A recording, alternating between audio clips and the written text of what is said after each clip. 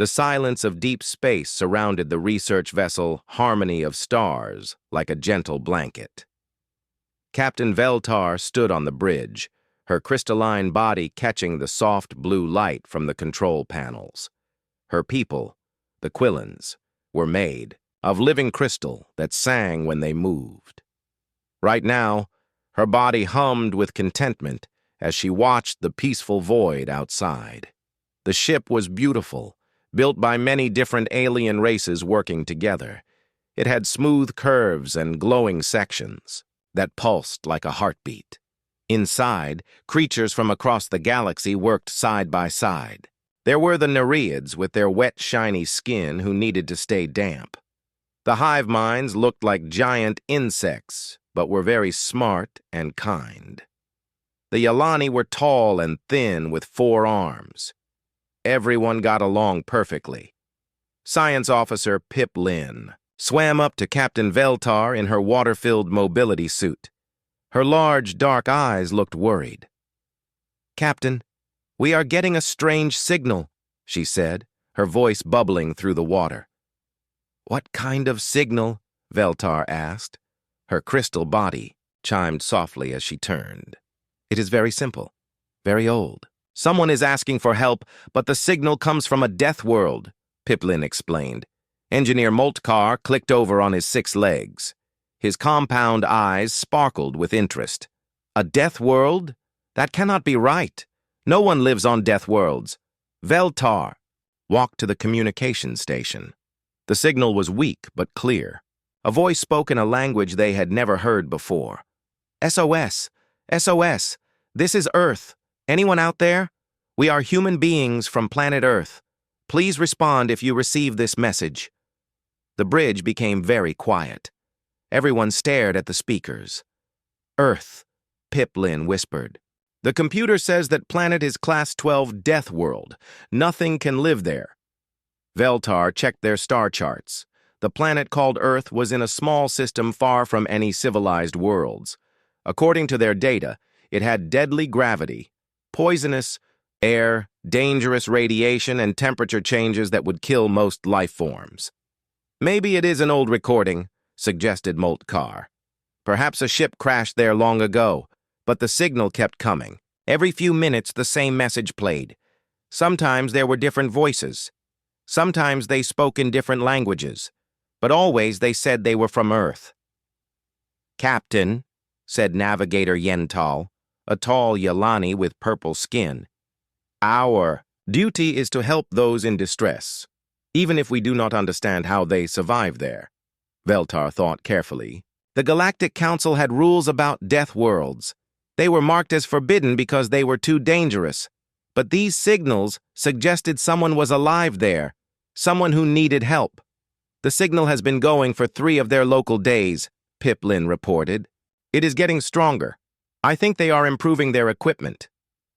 "Improving?" Moltkar clicked his mandibles in confusion. "If they live on a death world, how do they have time to improve anything? They should be fighting for survival every moment." The communications officer, a small, furry creature called Wixen, raised her paw. "Captain, I have been listening to their languages. They have many different ones. This suggests a large population spread across their world." "A large population on a death world?" Veltar's crystal body rang like a bell in shock. "That is impossible." The crew gathered around the main screen as they brought up images of the planet Earth. It was blue and white and green, covered with swirling clouds. It looked almost pretty, but their sensors told a different story. "Look at these readings," Piplin said, her voice filled with fear. "The gravity is 2.3 times our standard. The atmospheric pressure would crush most of us. The oxygen levels are toxic. The radiation from their star would burn through our shields. And the temperature changes," added Moltkar, shivering despite his thick exoskeleton. "From freezing cold to burning hot, sometimes in the same day on different parts of the planet. Yet someone is broadcasting from there," Veltar said softly. "Someone who calls themselves human beings." The signal came again. "SOS. SOS. This is Earth. We have achieved basic spaceflight. We know someone must be out there. Please, if anyone can hear this, we want to make contact. We come in peace." "They achieved spaceflight," Wixon whispered. "On a death world, they built technology to leave their planet." "That suggests intelligence," said Yentl. "High intelligence." Veltar made her decision. "Set course for Earth. We will investigate this signal." "Captain," Pip Lin protested, "the danger is too great. We should report this to the Council first. If someone is in distress, we help them first and report later," Veltar replied firmly. "That is what the Council teaches us." The crew prepared the ship for the journey. They checked all their environmental suits and made sure their shields were working perfectly. Nobody knew what they would find on Earth, but they were scared and excited at the same time. As the harmony of stars jumped to faster-than-light speed, heading toward the impossible planet, the crew wondered what kind of creatures could survive on a world that would kill everything else in the galaxy. They imagined desperate, barely alive beings hiding in caves, sending out cries for help with their last bit of strength. They had no idea they were about to meet a species that did not just survive on their death world, but had completely conquered it. They did not know that humans considered Earth to be a nice, comfortable home where they raised families, built cities, and created art. The signal kept broadcasting as they traveled. "This is Earth. We are here. We are waiting to meet you." Captain Veltar looked out at the stars and wondered if they were making a terrible mistake. In all of galactic history, no one had ever made contact with life from a death world. There were good reasons for that, but the signal sounded so hopeful, so peaceful. Whoever these humans were, they did not sound like monsters. They sounded like people who wanted to make friends. The harmony of stars flew through space toward Earth, carrying a crew of peaceful aliens, who had no idea their understanding of what was possible was about to be completely destroyed. 3 days later, the harmony of stars dropped out of faster-than-light travel at the edge of the Earth's solar system. Captain Veltar and her crew stared at their screens in complete shock. "This cannot be real," whispered Science Officer Pip Lin, her large eyes wide with disbelief. The planet Earth glowed in the darkness of space, but it was not empty. Bright lights covered the dark side of the world like tiny stars. Dozens of small spacecraft moved around the planet in careful patterns. Radio signals filled the space around Earth with voices, music, and data streams. "There are cities down there," reported Navigator Yentl, his 4 arms shaking as he pointed at the screen. "Huge cities with millions of beings living in them." Engineer Moltkar made a frightened clicking sound. "How is this possible? Our sensors still show this is a death world. Nothing should be able to live there, let alone build cities." On Earth, in a small building in Seoul, Kim Tae-ho was working the night shift at the Deep Space radio station. He loved his job even though it was quiet most nights. He listened to signals from space, hoping to hear something interesting. Tonight was different. "What is that?" he said to himself, adjusting his equipment. Strange new signals were coming from the edge of the solar system. They were not from any Earth satellite or space station. Kim Tae-ho called his supervisor immediately. "Sir, you need to come here right now. I think we have contact." Dr. Park So-ra arrived at the station within an hour. She was one of the few scientists who had always believed that alien life existed somewhere in the galaxy. She had spent years studying how to communicate with non-human intelligence.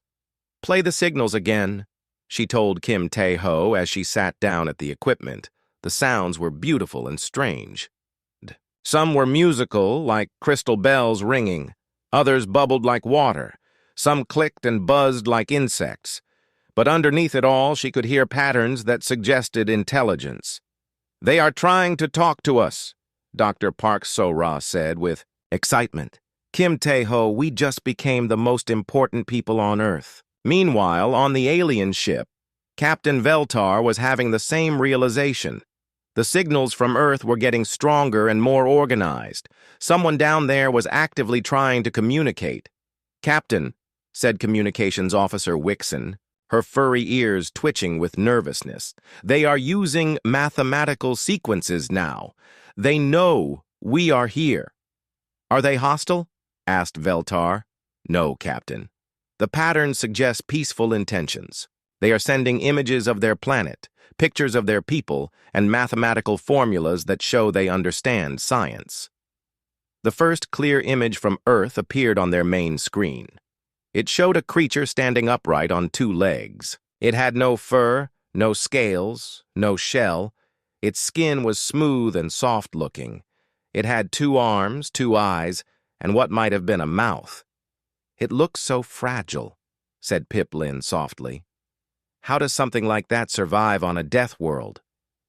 "Maybe. They live underground," suggested Moltkar. "Deep caves where the conditions are less deadly." But more images came from Earth. The creatures called humans were standing outside in bright sunlight.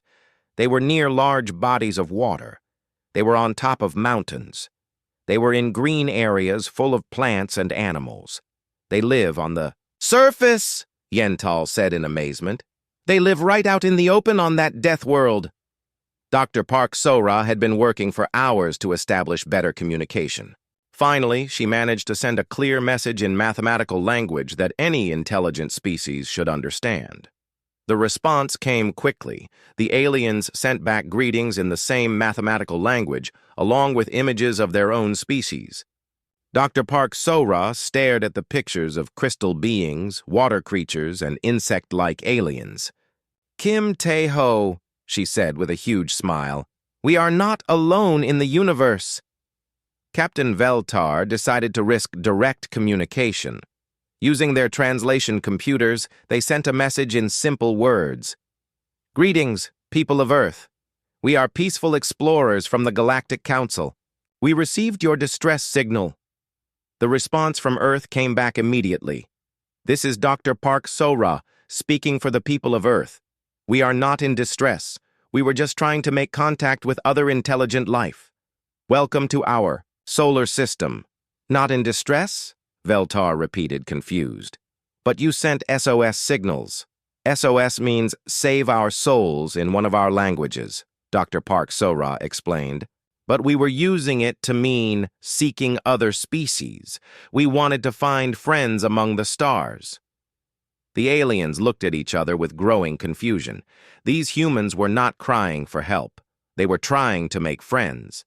And they were doing it from a planet that should have killed them. "Dr. Park Sora," Captain Veltar said carefully, "our sensors show that your world has deadly conditions. How do you survive there?" There was a long pause before the human answered.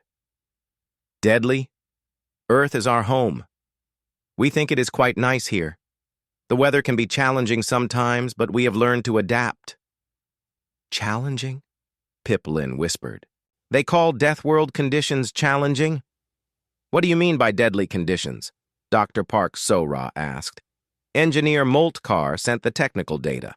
The gravity readings, the atmospheric composition, the radiation levels, the temperature variations. Everything that made Earth a forbidden death world. Another long pause from Earth.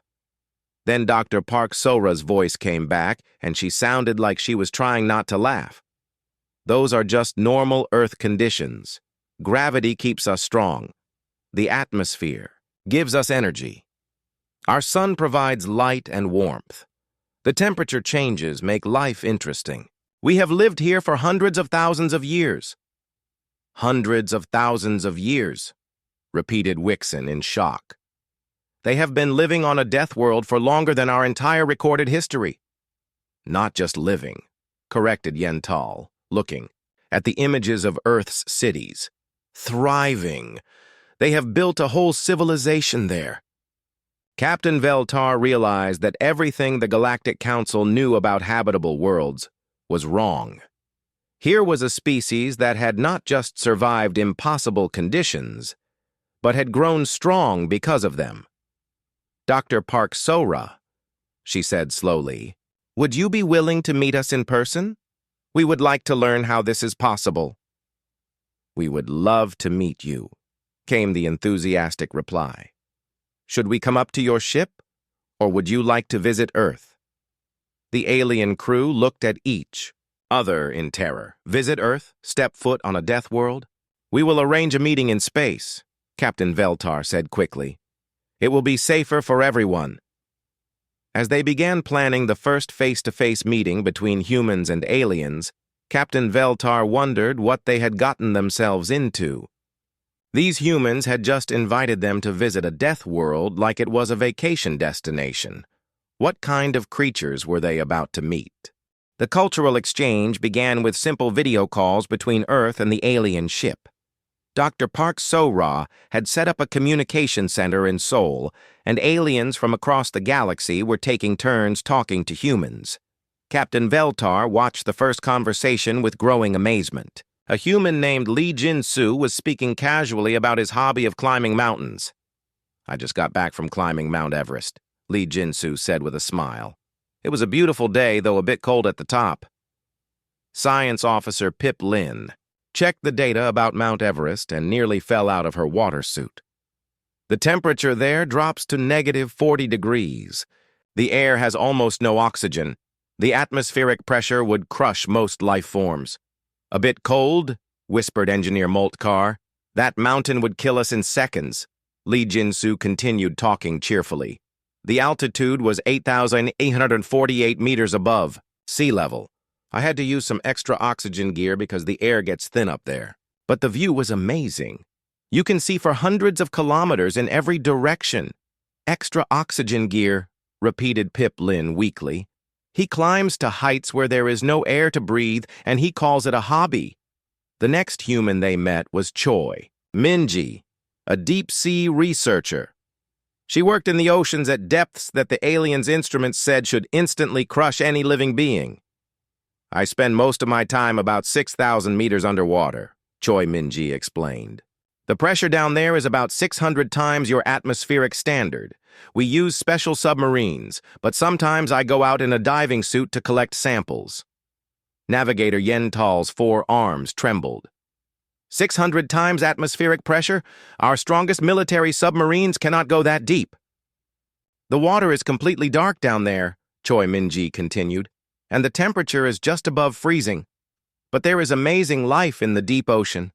Giant squids, strange fish that make their own light, creatures that live near underwater, volcanoes. She works near underwater volcanoes, Moltkar clicked nervously. For fun. The third human was Kang Do-hyun, who lived and worked in what humans called deserts. The aliens learned that deserts were huge areas of Earth where the temperature could reach 60 degrees Celsius during the day. The Sahara Desert is one of my favorite places, Kang Do-hyun said. During the day it gets hot enough to cook most foods, but at night it can drop below freezing. You have to be prepared for both extremes. He lives in an area with 80-degree temperature swings, whispered Wixon. Every single day. The key is understanding your environment, Kang Do-hyun explained. Humans have been living in deserts for thousands of years. You learn to find water, to protect yourself from the sun, to navigate by the stars. It builds character. It builds character, repeated Captain Veltar in disbelief. Surviving in conditions that would instantly kill us builds character. The fourth human was Yoon Ha-na, who worked in Earth's polar regions.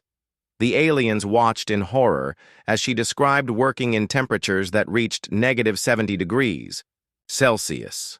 Antarctica is beautiful in winter, Yoon Ha-na said, standing outside in what looked like a blizzard. The wind can reach 200 kilometers per hour, and we don't see the sun for months at a time. But the ice formations are incredible, and the research opportunities are amazing. She is outside, Pip Lin said faintly. Right now, she is standing outside in a blizzard that would freeze us solid, and she is smiling. The cold helps preserve our research samples, Yoon Ha-na continued. And the isolation gives you time to think.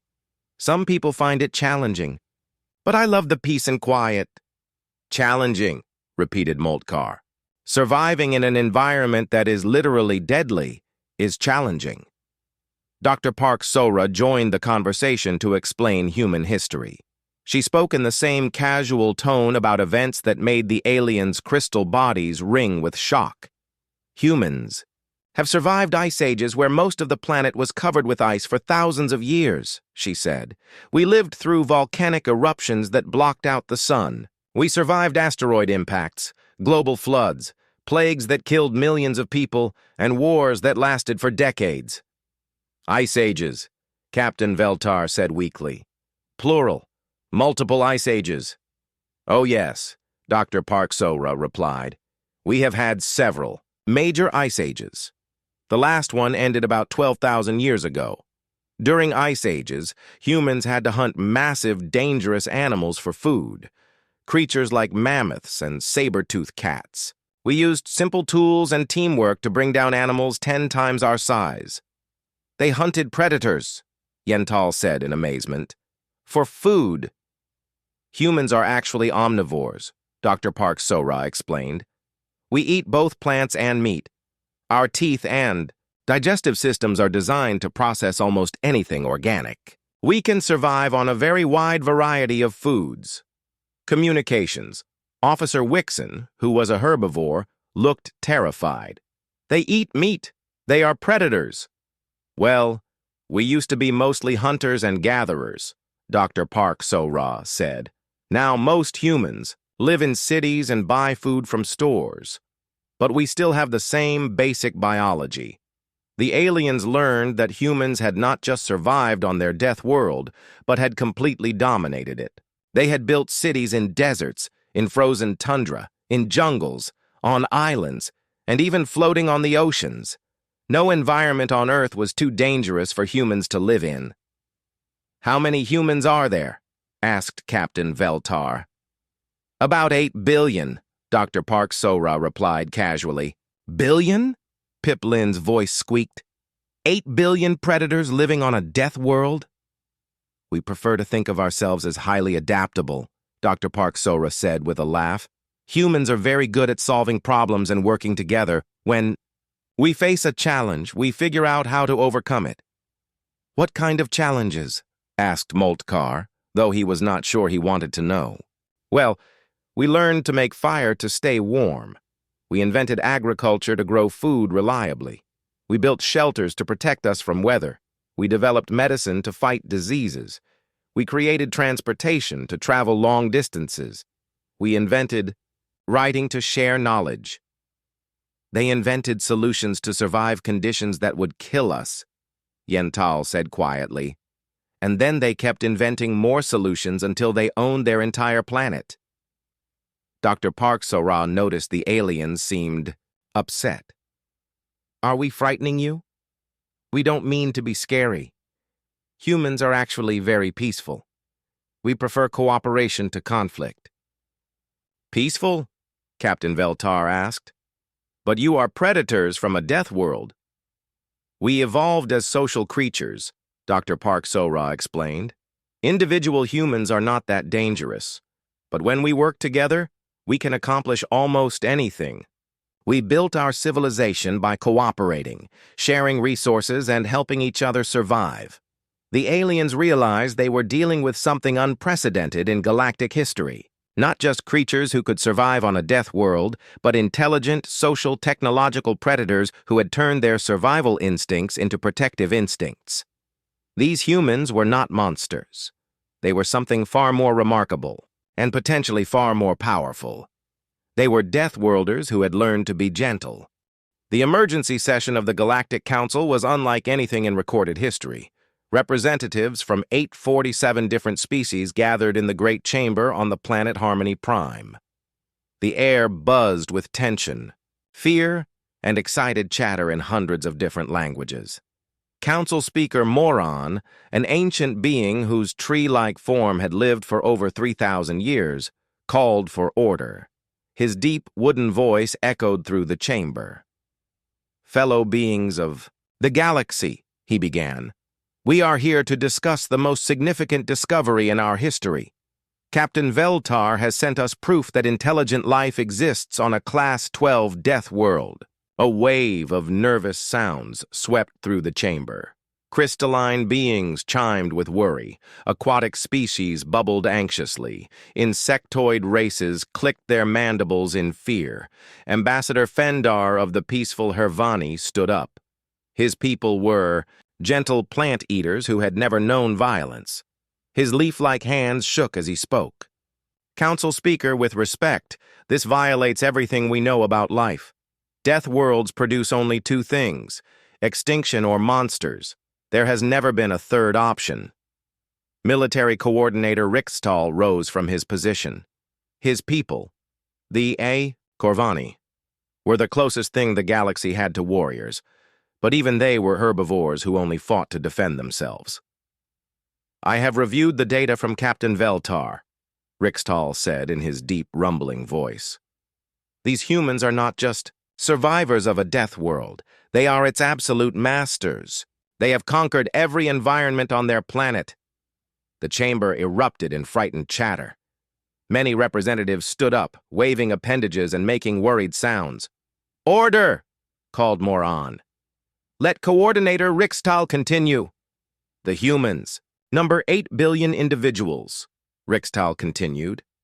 "They have spread across their entire planet. They live in conditions that would kill any military force in the galaxy within hours. And they call these conditions normal." Ambassador Telwani, of the Scientific Coalition, a being with large compound eyes and 6 arms, spoke up. "Perhaps they are barely clinging to survival. Perhaps they are desperate and primitive." "No," said Captain Veltar, who had returned to give her report in person. "They have achieved spaceflight. They have complex technology. They create art, music, and literature. They have global communication networks and peaceful governments." "Peaceful?" questioned Ambassador Fendar. "Predators from a death world, and they claim to be peaceful?" "I have spoken with them extensively," Captain Veltar replied. "They seem genuinely friendly and curious about other species. They want to learn from us and share knowledge." High Analyst Quindar, whose people were known for their powerful computers and logical thinking, projected holographic data above the chamber. Based on human evolution data, they developed as social hunters, who worked in teams to survive. They learned cooperation and planning to overcome challenges that no individual could face alone. "Social hunters," whispered many voices throughout the chamber. Their survival required intelligence, adaptability, and the ability to work together under extreme stress, Quindar continued. These traits made them successful on their death world, but also made them capable of complex civilization. Representative Yaxme of the Trading Guild spoke up. "What do they want from us? Resources? Territory? Tribute?" Captain Veltar chimed softly with what might have been amusement. "They asked if we would like to visit Earth for a vacation. They offered to show us their mountains, oceans, and cities. They want to be our friends." This caused another wave of panic through the chamber. "Visit their death world?" squeaked Ambassador Fendar. "As tourists." Meanwhile, on Earth, humanity was preparing its own first contact delegation. The world's governments had quickly agreed to work together for this historic moment. Captain Aibone Nam Soo-jin of the Korean Space Force had been chosen to lead the human team. She sat in a meeting room in Seoul with Dr. Park Sora and engineer Oh Dong-min, reviewing the data they had received about alien species. "They seem very worried about our planet," Dr. Park Sora observed. "They keep calling Earth a death world." "I don't understand that," said Oh Dong-min, looking at pictures of the alien homeworlds. "Their planets look so bland. No weather changes. No interesting geography, no challenges to overcome. Maybe that's why they evolved differently," Captain Nam Soo-jin suggested. "If your environment never challenges you, you never need to become strong." Dr. Park Sora was reading about alien biology. "Look at this. Most of them are herbivores. They eat only plants, and their physical capabilities are much lower than ours." "Lower how?" asked Oh Dong-min. "Their bones are softer. Their muscles are weaker. Their reflexes are slower. It says here that normal galactic gravity is less than half of Earth's gravity. Captain Nam-Soo-Jin frowned. So we would be much stronger than them? It looks that way. We would also be much faster, and we could survive in environments that would kill them instantly. Oh, Dongmin looked worried. Are we going to accidentally hurt them? We need to be very careful. Back in the Galactic Council chamber, the debate was becoming more intense. Some representatives wanted to quarantine Earth completely. Others thought humanity should be destroyed before they could spread across the galaxy. What if they decide to expand beyond their world? Asked Senator Zafani of the Outer Rim territories. Deathworlders with space technology could conquer entire systems without even trying. What if they become aggressive? Added Councillor Vextall. Warriors from a death world would be unstoppable. But a few voices spoke up in defense of humanity. They have had spaceflight for decades, pointed out Ambassador Nelhari of the Exploration Guild. If they wanted to conquer, they would have started already. Their communications suggest curiosity and peaceful intent, added Captain Veltar. They send music, art, and scientific data, not threats or demands. Council Speaker Moran raised his massive wooden arms for silence. We face an unprecedented decision. For the first time in galactic history, we have contact with Deathworlders who appear to be both intelligent and peaceful. The question, said High Analyst Quindar, is whether that combination is possible. Can Deathworlders truly be peaceful, or is it a trap? Military Coordinator Rixtal stood again.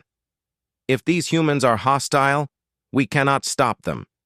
Their physical capabilities alone would make them nearly invincible against any species in the galaxy. Our only hope is that they truly are peaceful.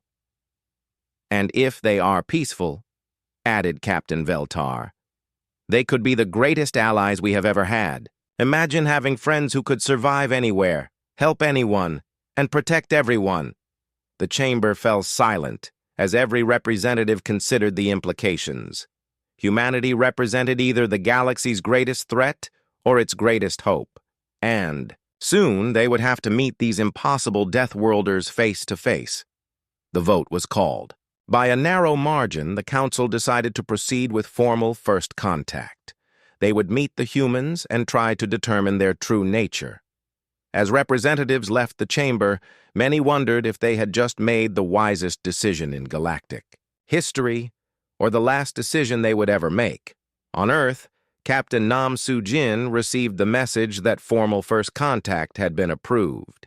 She smiled as she looked up at the stars. "Don't worry," she said quietly to the night sky. "We're going to be good friends." The space station Haven Point was built specifically for the first formal meeting between humans and the galactic community. It floated in the space between Earth and Mars, designed to be neutral territory where both sides could feel safe. The aliens had spared no expense in making the station secure. They brought their best military escorts, environmental protection systems, and emergency medical equipment. Every precaution had been taken to protect the alien delegates from the terrifying Deathworlders they were about to meet. Captain Veltar stood in the main docking bay, surrounded by dozens of alien diplomats wearing full environmental suits. The suits were military-grade, designed to keep them alive in the most hostile conditions imaginable. "Remember," she told her people, "stay calm. Do not make sudden movements. We do not know how aggressive they might be." Ambassador Fendar's voice crackled through his suit's communication system. "Are we sure this is wise? Meeting predators from a death world?" "We have no choice," replied Military Coordinator Rixtal. "If we are to share the galaxy with them, we must understand them." The human ship approached the station slowly. It was smaller than the alien vessels, but it looked incredibly strong. Where alien ships were smooth and flowing, the human ship had sharp angles and thick armor. It looked like it was built to survive anything. Inside the human ship, Captain Nam-Soo-Jin was making final preparations with her team. Unlike the aliens, They wore simple uniforms and carried gifts instead of weapons. "Remember," she told Dr. Park Sora and engineer Oh Dong-min, "they seem to be afraid of us. We need to be extra gentle and friendly." "I brought some of Earth's music and art," Dr. Park Sora said, holding a datapad. "Maybe they will like to see our culture." Oh Dong-min had brought examples of human technology. "I want to show them how we solve engineering problems. Maybe we can learn from each other." The human ship docked with the station. The aliens held their breath as the airlock opened. Captain Nam Soo-jin stepped through first, and the aliens were shocked by what they saw. She was not a terrifying monster. She was smaller than many of them, with a calm, friendly expression.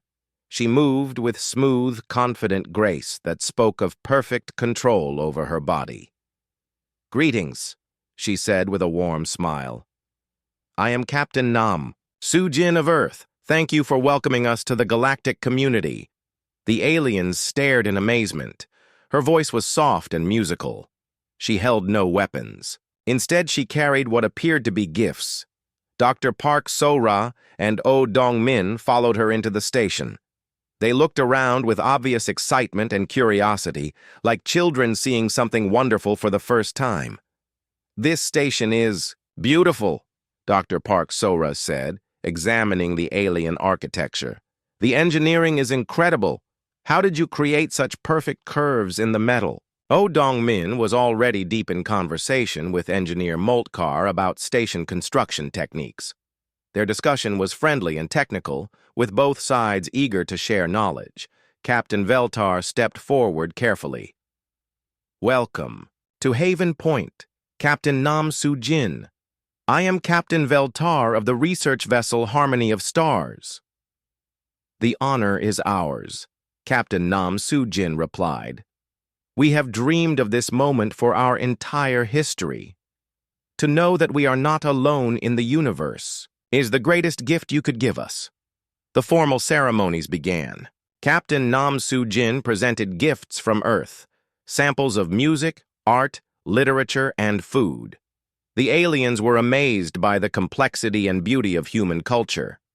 "This music," said Communications Officer Wixon, listening to a symphony, "it has so many layers, so much emotion. How did you create something so complex?" "Humans have been making music for thousands of years," Dr. Park Sora explained. "It helps us express feelings and bring communities together. Would you like to hear different styles?" As the cultural exchange continued, the aliens began to notice things that both amazed and terrified them. When Captain Nam Soo-jin moved, her reflexes were impossibly fast. When she picked up objects, she was clearly restraining her strength to avoid breaking them. The breakthrough moment came when Ambassador Fendar accidentally knocked over a container of water. The liquid splashed towards some sensitive electronic equipment that would be destroyed if it got wet. Before anyone could react, Captain Nam Soo-jin moved. She covered 5 meters in an instant, caught the falling water with one hand, and steadied the equipment with the other. The whole action took less than a second. The aliens stared in stunned silence. No being in the galaxy could move that fast. "Sorry," Captain Nam Soo-jin said, carefully setting everything back in place. "I hope I didn't startle anyone. I just didn't want your equipment to get damaged." Ambassador Fendar's suit was beeping with stress alarms. His hearts were beating so fast that his medical systems activated. Dr. Park Sora noticed immediately and moved to help. "Are you all right? Do you need medical assistance?" I am fine," Fendar managed to say. "You moved so fast. How is that possible?" "Fast?" Captain Nam Soo-jin looked confused. That was just normal reflexes. Any human could do that. The aliens looked at each other with growing understanding. These humans were not trying to show off their abilities. They were actually holding back. What seemed impossibly fast to the aliens was normal movement for humans. The real revelation came when a small accident occurred. a piece of heavy equipment broke loose from its mounting and started to fall toward a group of alien diplomats. The equipment weighed several tons and would have crushed them instantly. Oh Dongmin reacted without thinking. He caught the falling equipment with both hands and held it steady while others secured it properly. To him, it was just a normal response to prevent someone from getting hurt. To the aliens, it was impossible. The equipment that would have required mechanical lifters for them to move had been caught and held by a single human using only his natural strength. "How strong are you?" whispered Engineer Moltkar. "Not very strong for a human," Oh Dongmin replied honestly. "I mostly work with computers. The construction workers back home could lift much more than me." "Much more?" Moltkar's compound eyes went wide. The final moment of understanding came when Li Minwu, a human child, accidentally wandered into the meeting area. He had been exploring the station with his parents, who were part of the cultural delegation. The aliens watched in fascination as the 8-year-old boy casually solved a mechanical puzzle that had been stumping their best engineers. He used physical strength that surpassed their strongest adults, hand-eye coordination that was better than their finest pilots, and problem-solving skills that impressed their scientists. "This is a child?" asked Navigator Yental. "Yes," said Dr. Park, Sora fondly. "Li Minwu, come say hello to our new friends." The boy bowed politely to the aliens and offered them drawings he had made of their species. His artwork showed careful observation and artistic skill that many adult aliens could not match. "Hello?" he said in perfect Galactic standard language, which he had learned in just a few hours. "Thank you for coming to meet us. I hope we can be friends." Captain Veltar realized that everything they thought they knew about Deathworlders was wrong.